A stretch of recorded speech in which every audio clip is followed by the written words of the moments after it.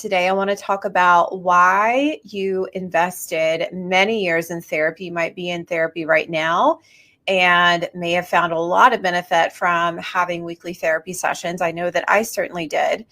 But why you have spent many years in therapy and yet still continue to attract dysfunctional relationships or avoid dating or have a very deep lack of confidence in yourself when it comes to your love life. And this will definitely apply to you if you got divorced or you left a bad relationship, you went to therapy, you really analyzed the situation in therapy, and then you found yourself in another dysfunctional relationship or dating scenario, possibly even worse than before. So the main reason that you might find yourself in this frustrating predicament is because there's a lot of safety in analysis.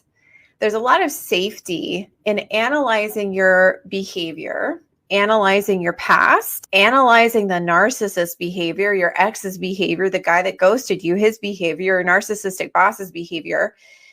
There's a lot of validation that we receive when we talk about dysfunctional childhood, narcissistic ex that's gaslighting us. It feels really good to receive that validation. It also feels more comfortable to analyze patterns, but not actually make any emotional changes and not actually do the hard emotional task of being vulnerable, of setting boundaries and sticking to those boundaries, of taking ownership of how you have passive aggressive behavior, how you might prematurely judge other people, how you might isolate yourself. It's a lot easier to stay up in your head and to analyze patterns and thought processes and people's behavior, but not actually have the emotional conviction to make different choices in real life. And I've worked with women for the last 6 years in this world. And I will say that 99% of the people that I work with, they've all had a lot of therapy. The ones that sometimes struggle the most are the women that have had years and years and years of therapy. They've been in therapy basically their whole life. And they're 45, 55, sometimes older than that. And they still are asking the question, why does this keep happening to me? And they still want to stay in the realm of, well, I think he didn't call me because he's busy with blank. So analyzing versus taking emotional responsibility for and being curious about why am I in this pattern again? And what is it within me that I can do differently? And then actually doing something differently about it. So if you've had narcissistic abuse, if you've had a pattern of being with avoidant partners who are emotionally unavailable, it's likely that you may have an anxious attachment style and you may be hypervigilant. You may be sensitive to people's vocal tones and their facial expressions and their energy when they walk in the room. A lot of people will say that you're an empath if this is you. And while yes, those traits can be indicators of empathy, most of the time they are indicators of somebody who has trauma. So if you have trauma in your background, relationship trauma, you are naturally going to want to be up in your head, because what happens when you experience relational trauma is that it makes, you're going to hear my cat in the background, it makes the fight or flight center in your brain bigger. And when you have, this is called your amygdala, it's the emotional part, the middle part of your brain, the reptilian part of your brain, the lizard brain, the part of you that gets emotionally reactive. That part gets bigger. And so when you live your life with a sensitive fight or flight response or an overactive fight or flight part of your brain going, you're naturally going to get stuck in analysis paralysis. And it can feel really safe and easy to talk about the past, patterns that trace back to your childhood, analyze the past, analyze your ex's behavior, analyze why he's stonewalling you about the child custody agreement, all of these things. but it doesn't solve the deeper emotional root cause problem of why you're attracted to these people. And then most importantly, how to stop the pattern, how to be attracted to somebody different than that, how to allow yourself to feel safe in a different type of attraction. So that's the primary reason, is that a lot of people in my experience, and I've certainly been this way myself, I was in therapy for 12 years and my choices and partners got progressively worse. And I have seen this hundreds and hundreds and hundreds of times. In fact, it's probably the most of the time the norm when I have somebody who's in therapy and they're on anti-anxiety medication or antidepressants.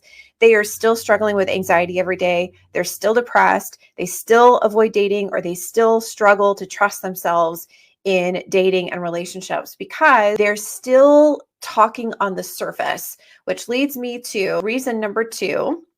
So safety in analyzing. It's a lot easier to analyze the past and to analyze somebody else's pathological behavior.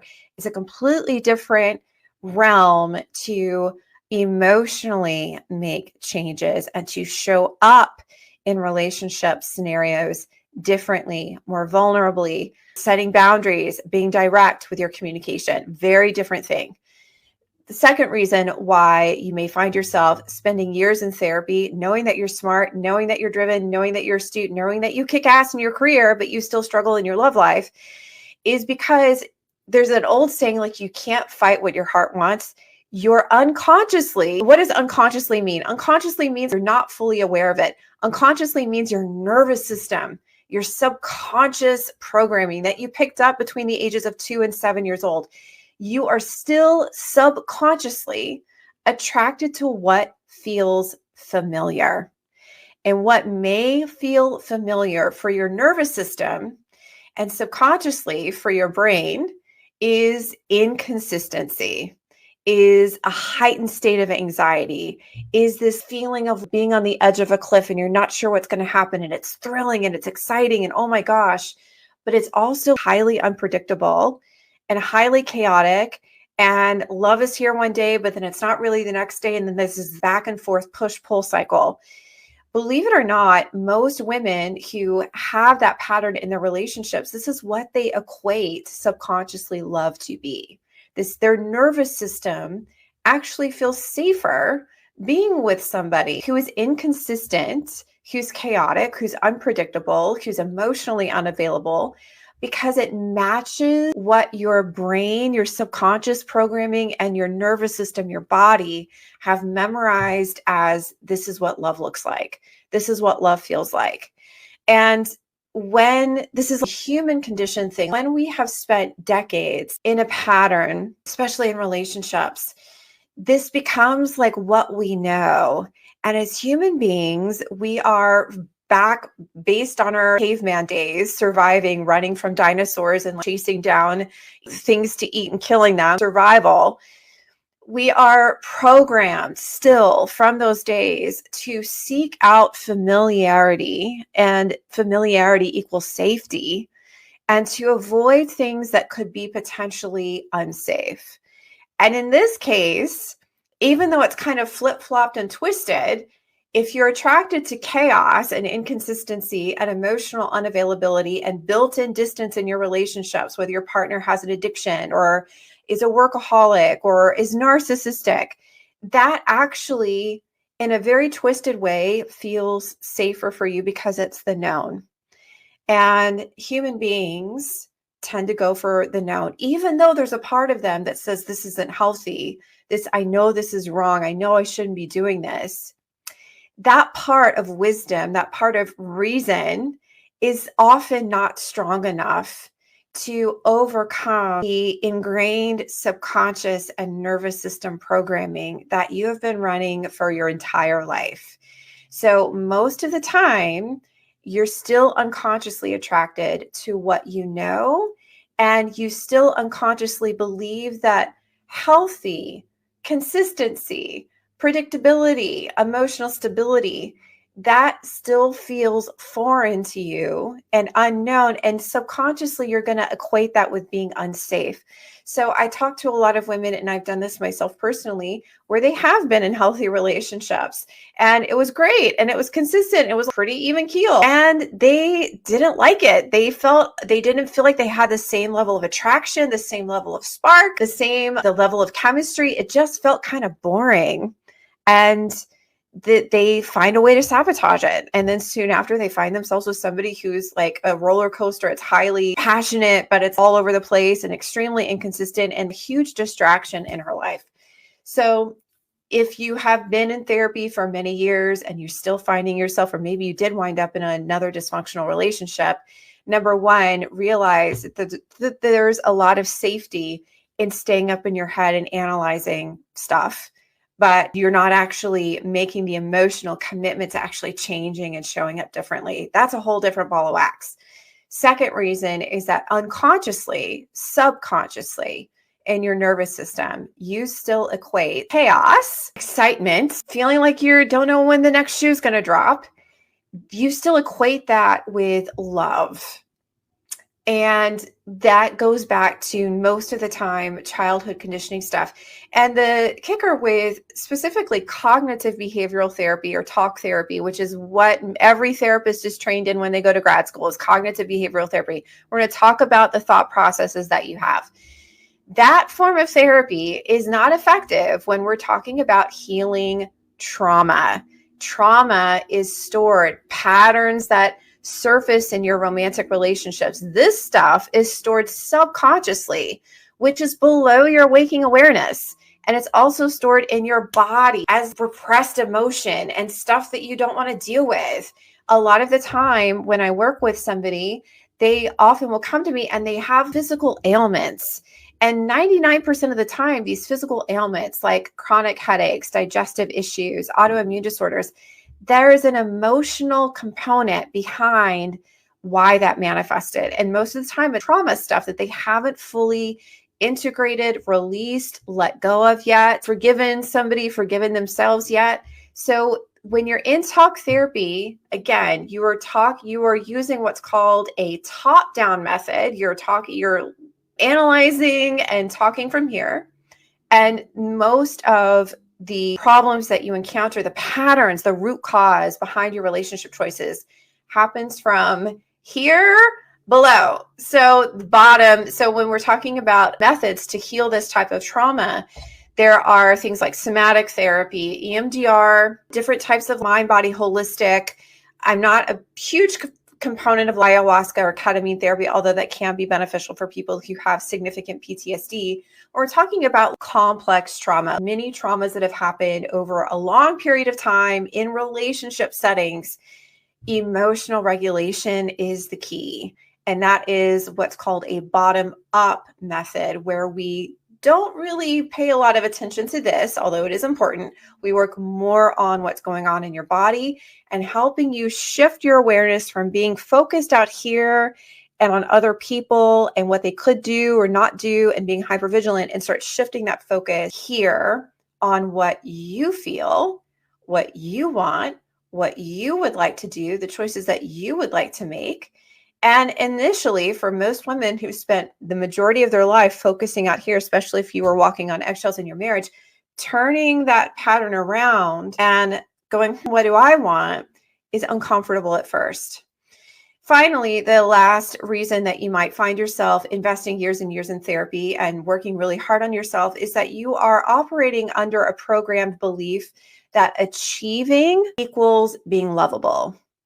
And you may recognize this if you're successful in your career. Maybe you went to grad school. Maybe you're in a profession where you had to have a lot of training, or you had to climb the ladder and put in the time and the effort and the hard work. And it paid off for your career. Although what I do find when I work with women who also struggle in their relationships, no matter how many certifications or letters after their name or money in the bank or zip code that they live in, they still feel empty. They still feel like, is this all that there is? They still feel like, I feel like I'm missing something. There's this feeling like she's incomplete. And if that's you, listen to this last reason, because it's likely that you're still subconsciously, you're not aware of it most of the time. You're still subconsciously operating on old beliefs that I need to achieve and do in order for people to recognize me as lovable, acceptable, to have the feeling that I belong. And narcissistic people who are emotional manipulators, will smell that trait on you from miles away. In fact, being conscientious, being a problem solver, being successful, these traits are like what a narcissistic person looks for in a partner, in a target. And if you have had narcissistic abuse, you may even find yourself finding work environments where maybe a colleague is narcissistic, where maybe a boss is narcissistic, and you're finding yourself in the same familiar pattern. A lot of the time, that's driven by this belief that I need to achieve in order to be accepted or to be lovable. And so if that's been programming in your love life and in your career, but you're still not happy, you may be unconsciously bringing that programming to your healing by thinking, I need to do more. If I just do more therapy, spend more time in EMDR. And by the way, I have some content on why EMDR doesn't work specifically for this type of trauma. It does for other things, but when we're talking about complex trauma, the jury is out on how effective it is. It's kind of like can muddy the waters. So when you are thinking that I need to listen to more, I need to read more about the narcissist, I need to learn more about my attachment style. Nothing wrong with this on the surface, but like if you've done all of that and you're still struggling, there's something that you're not going deep enough. You're not actually emotionally reconditioning yourself, and you're not taking the uncomfortable actions in your life that are going to lead to a different result. And this goes back to reason number 2. We like what's familiar. Unfortunately, there are a lot of women over the age of 40. They feel isolated. They feel stuck. They feel like I see all of my other friends are dating and they're going on Colorado vacations with their husbands or with their boyfriends, and their kids love their new partner. What's going on with me? Where am I? And even though that circumstance may be painful, at least it's what she knows.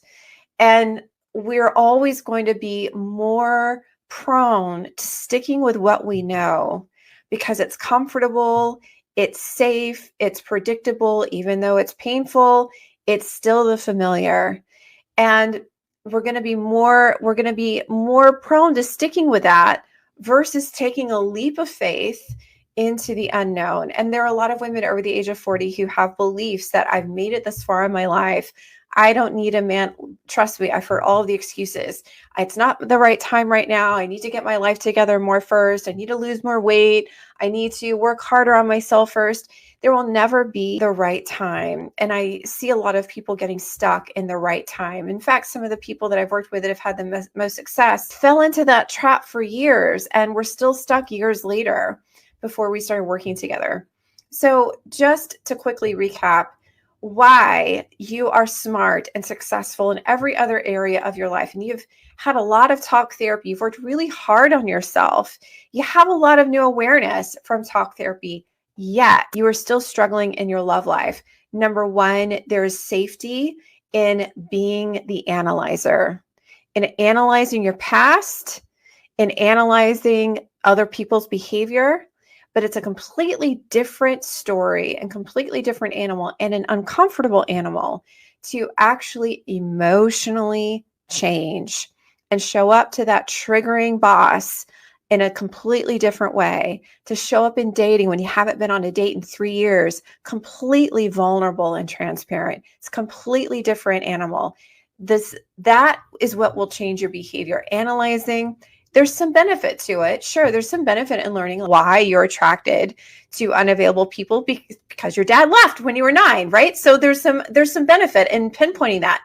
But that doesn't change your behavior. It doesn't create lasting transformation. Second reason is that there's familiarity. If subconsciously you're still wired and your nervous system is still set to love equals, I'm not sure when the next shoe is going to drop. I don't know if does he like me? Does he not like me? I'm not really sure. It's good when it's good. It's horrible when it's horrible. If that's still your thermostat setting, you're still going to go to what's familiar for you, because at least that's known. And as human beings, the familiar equals safety. And in this case, what will change your patterns in love is the unfamiliar.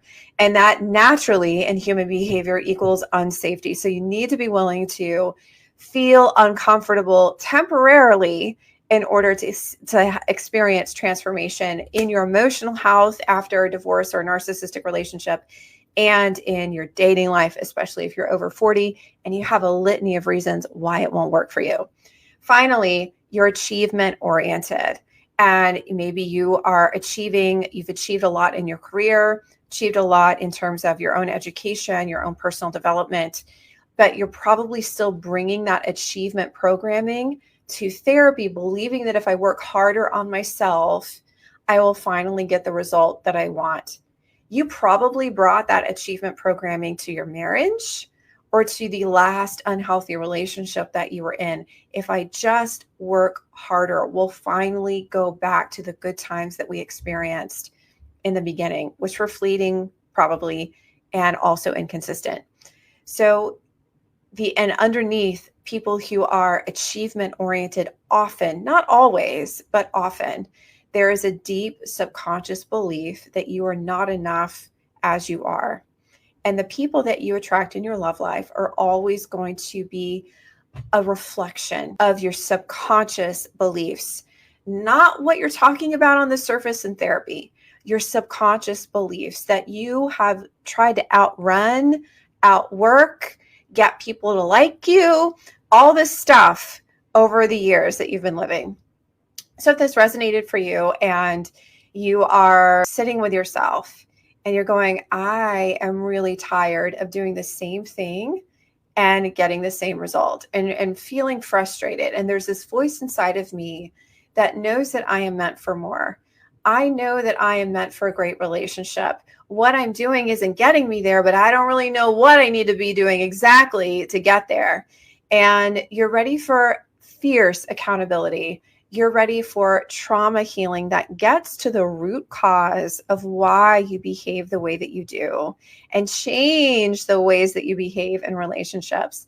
And you're ready to experience inner peace, happiness that's not dependent on how well you do at work, or if the guy calls you back, or if your ex says the right thing about picking up your kids this weekend. You want to feel happy regardless. You want to feel confident regardless.